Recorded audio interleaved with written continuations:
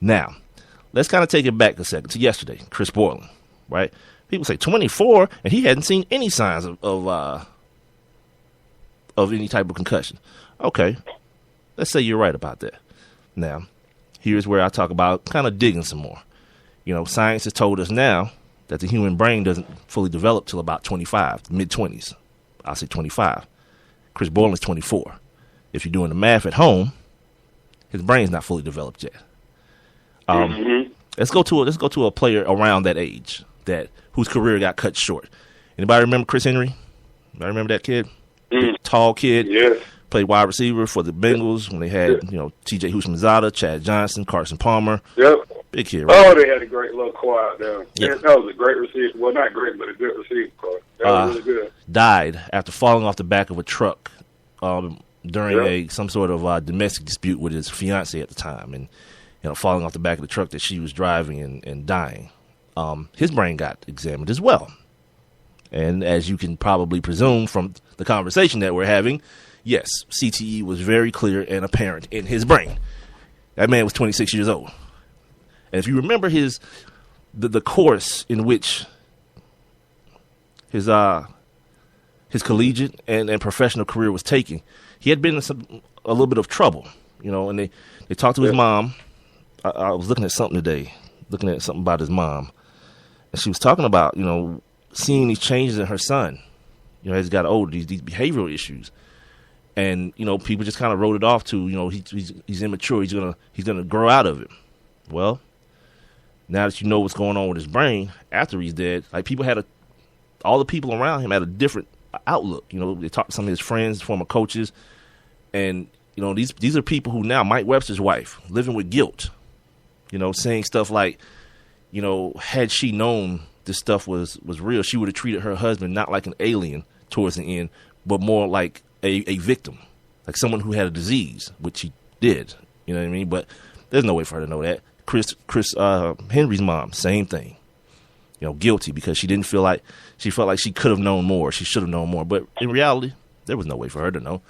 The people who did know denied it. The NFL look. This is how crazy things got with Dr. Amalu. First of all, they wrote him a letter, like a cease and desist, like some court paperwork, saying this dude was, saying he was a fraud and CTE did not exist. Here's the other part that I love. They said my man was practicing voodoo. Like that's like lightweight racist, cause the dude's from Africa. So now you're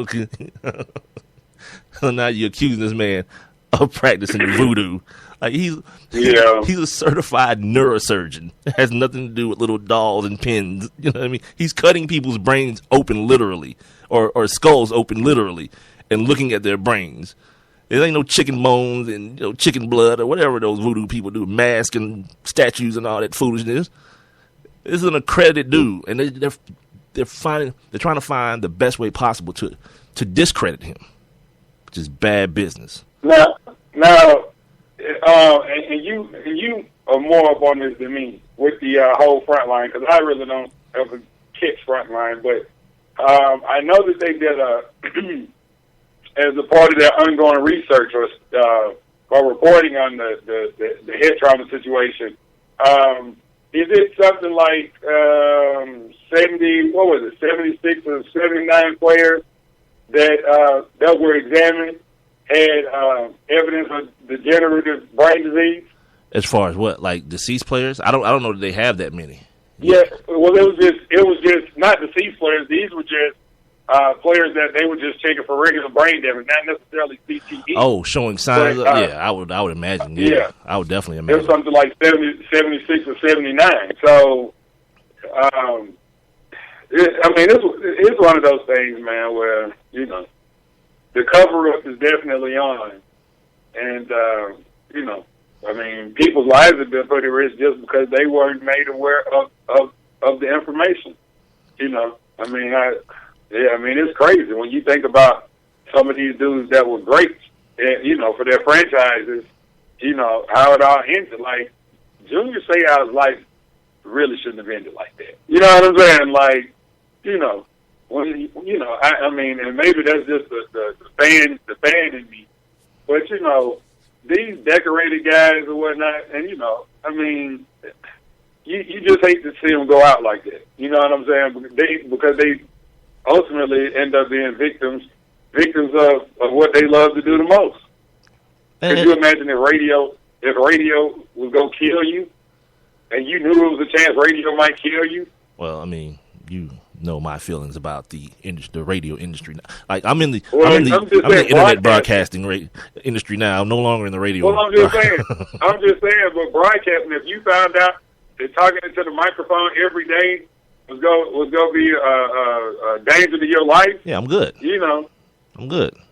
Like I'm gonna stop. Like I don't even talk to people on the phone. This is why. Oh, by the way, shout out to my niece too, dude. Like, yeah, that's why I love that little girl, because I ain't even have to tell her. Like, she texts me all the time now. Barely calls me. That's right on my level. I'm trying to get everybody on that same tone. Like, we don't have anything to really talk about. You want to know something? You want to say hi to me? Let's send me a text. It's 2015. What are we doing? Use the technology that's available to you. Yeah, so shout out to my niece, man. She's the freaking boss, man. Gosh, she just knows the rules without even having to be told. I just get these texts sometimes like, "Hi, Uncle. How are you? Oh, I love you so much. What are you doing?" And then we get this whole text conversation going on, just so she knows this is what we do now. We text. She's so great. Well, that's what young folks do anyway, man. Young folks don't really pick up the phone and call. Yeah, great.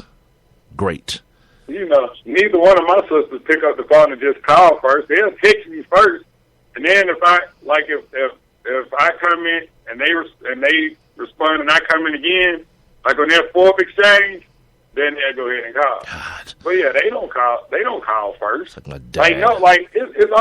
Look, only people in our age group are older. Because I was just having this conversation with my younger sister who was 22 a couple weeks ago. Like for real, Mike, and you remember this, when our social media, our Facebook, Twitter, Instagram, or whatever, was like having three-way, having three-way and trying to make sure you explain what we're talking about now. All right, yeah, he's talking about a phone conversation, ladies and gentlemen. With three-way, not me and two girls. I'm just saying, yeah, right. With three-way, and three-way is still around. People just don't really use it, but everybody has it on their phone now. But back in the day, you had to order three-way calling where I could have Mike on the phone. Now they're calling it conferencing. The young folks call it conferencing. Right. They call it conference now. And then I could click over, call somebody else. Once their phone started ringing, I could hit the button and merge both phone calls. I like how you're explaining this to people. I like how you... Yeah. So then if Mike had three-way, Mike could then call somebody else. And the other person that I called, that was the rule. You had to have three-way. Yeah, that was the worst thing if you didn't. Yeah. Right. Oh, po-ass Rob. Yo, yeah, the worst thing. You did not want to be that dude. Man, Rob, his po-ass ain't even got no three-way. Yeah, worst thing ever. Yeah, because you were going to stop the social network. Oh, yeah. You know what I'm saying? You were going to stop the whole network. So, like I said, older folks, you maybe like 34 and up, then you know what I'm talking about. But everybody else, man, Mm-hmm. It's called group text now. Yeah, I want to talk to you and Alec and Golf or whatever. Put all three of y'all in the group text. In a group, right? Boom. Same deal. Yeah. Okay. Yeah, same thing. Group text. Let's go. This is the Sports Kings podcast, as heard on Spreaker.com. I'm Big Mike. He's Rob Calloway. Our Instagram, Twitter, and Facebook are all at Sports Kings Live. Make sure you give us a holler. You can give us a follow as well. You can send us an email at sportskingslive@gmail.com. We've been talking about the recent comments by Pittsburgh Steelers neurosurgeon Dr. Maroon, that basically the whole CTE situation that's been going on, and by the way, CTE is chronic encephalopathy. Yeah, I said that right. Encephalopathy. Yes, CTE. Chronic traumatic encephalopathy. That's what it stands for. That's it. You got it. He's saying that it's just a bunch of pretty much hogwash, and You know, you can't attribute any of this to people running into each other, to grown men running into each other head first. Well, you might want to tell your employer that, because every time it happens, someone gets fined $50,000 or something like that. So you might want to tell them that it has nothing to do with people killing themselves at the age of 40 or whatever. Yeah. Obviously, he's never. Dude, I used to play catcher, right? Baseball. The one thing that you never wanted to happen was to be scrambling for the ball on the ground and somebody's running full speed at you at the mound.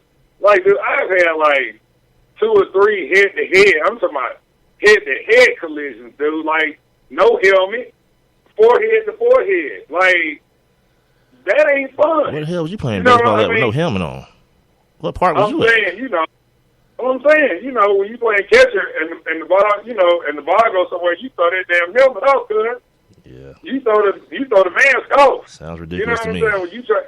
When you try to make a play, like when the ball is in play and they throw the ball at you, yeah, you take that mask out, cuz, and the helmet might just come off. You know what I'm saying? And I had forehead to forehead collision with the helmet on, but it only protects a part of your forehead. You know, because you need the mask on to cover the whole forehead. And then I had one where the helmet came off just forehead to forehead. I'm talking about, dude, I don't know if you remember what's my man's name? I can't think of his name right now. The Holyfield fought back in the day that had that big contusion on his head. But, I looked bad, dude. My forehead looked like, it was terrible, cuz. I might have CTE. Well, all right. There's that. I'm just saying. Speaking of, that Dr. Amalu, in a quote, says people with chronic encephalopathy suffer from depression. The major depressive disorder may manifest as suicide attempts. Talking about Terry Long, he committed suicide due to the chronic traumatic encephalopathy due to his long-term play. Dr. Amalu said. He later added, the NFL has been in denial. At odds with Dr. Amalu's conclusion, here's his name again. And this is from, so that you know, this is from 2006. Here's his name again. At odds with Dr. Amalu's conclusion, Dr. Joseph Maroon, remember that name? The Steelers neurosurgeon for the past 24 years. It was for the past 24 years in 2006. It's 2015 now. So we're talking 30-something odd years this dude has had this job, this cushy little job with the NFL. What do you think he's going to say? Yeah, all these guys are going to die. Nah, of course he's not going to say that. Yeah, it's not a big deal. Same thing he said today. I think it's fallacious.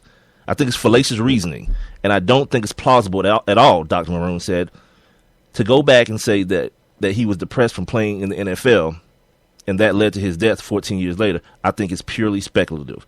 Well, of course it is. But the fact of the matter is, it has to be, because he's dead and he can't tell us. So you have to speculate.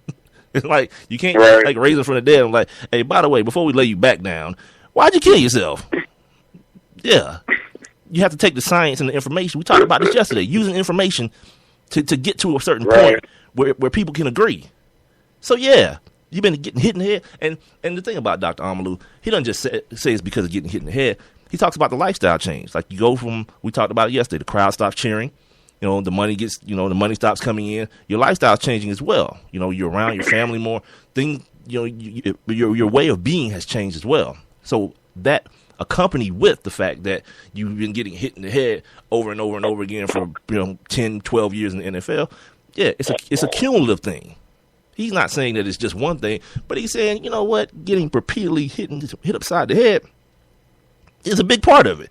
He, along with Joseph Dominic, chief of operations at the medical examiner's office, a contributing cause was chronic. He's talking about Mr. Long's death. A contributing cause was chronic traumatic encephalopathy, or, quote, getting smacked in the head over and over again, end quote. So there's that. Like, when the people that are smart start talking, I start shutting up and listening.